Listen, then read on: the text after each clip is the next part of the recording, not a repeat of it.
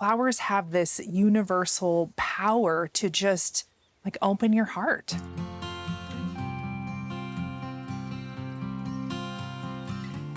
So we're in my greenhouse and I do this for a living. I'm a flower farmer and I grow cut flowers for a living. But even if you don't have any space to grow in, you just have pots on a deck, you have no experience, like you don't need all of this to be able to grow cut flowers. Really, you just need to start by figuring out what are your gardening goals. So in this chapter, I'm gonna help you figure that out.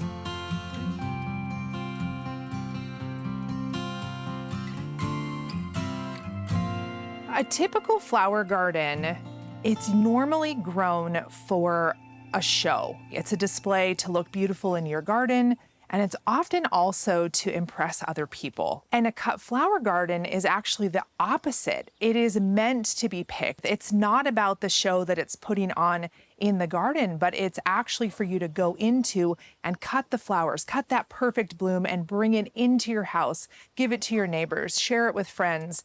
It's a working garden and you're supposed to cut and rather than having it be this perfect display. So before you even get started planning out your garden or really dreaming up what you want to do, it's really important to ask yourself a couple of questions. The first is, why do you want to grow cut flowers?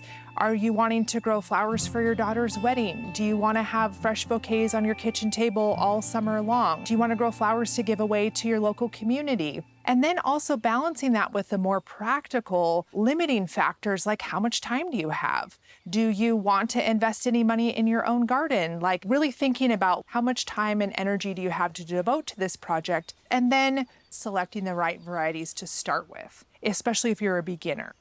Some of the most common mistakes I see people fall into would be not realizing how much work it's actually going to take to get your first flower. Start out with the easy things so that you can have more of that immediate success.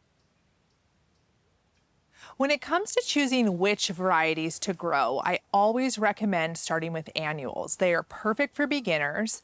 They're very easy to grow. I always call them the training wheels of the cutting garden. Annuals have a very short life cycle, and you start them from seed, and they will bloom with just a couple of months after you sow them in the garden. They couldn't be easier, and they're a really inexpensive way to fill up your cutting garden fast.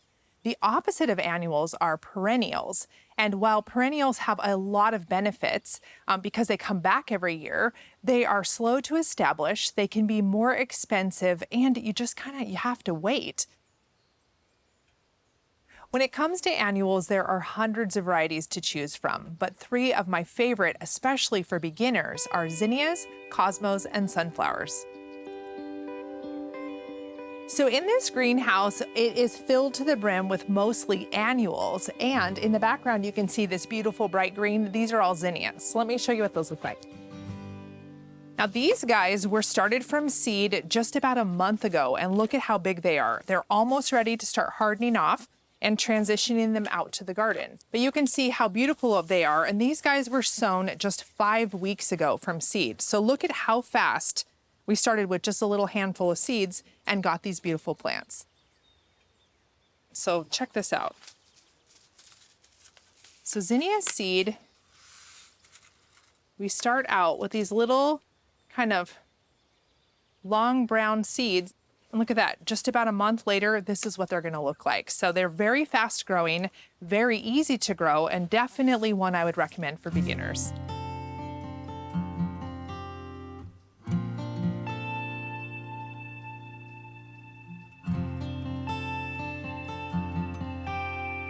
All right, I'm gonna put these guys back, and then let me show you what cosmos look like. So cosmos have the prettiest ferny foliage. These guys are also super easy to grow, and I started these seeds about a month ago, and their seeds are really cool. They're like long and kind of pokey. They're really easy to sow because they're big and you can pinch them with your fingers, but these little seeds will become these plants in just like 4 or 5 weeks.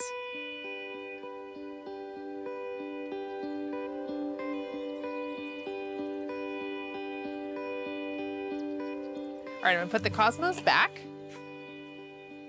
And I don't have any sunflowers growing in here yet, but let me show you the seeds.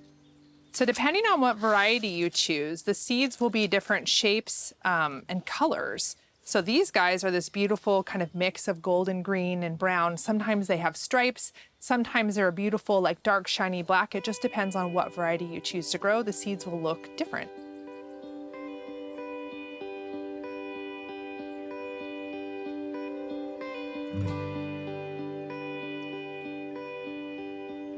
Annual flower seeds are readily available pretty much anywhere you can get plants. So your garden center, your local nursery, or you can order them online through mail order companies.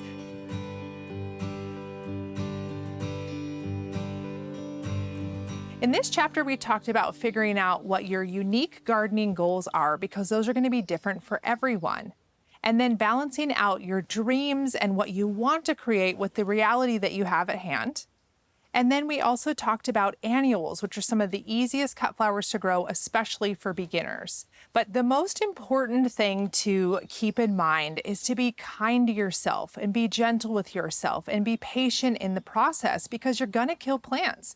You're gonna make mistakes. Things aren't gonna always go as you had envisioned in your mind, but that's part of the journey. And that's actually one of the most rewarding things, is learning everything that you can along the way.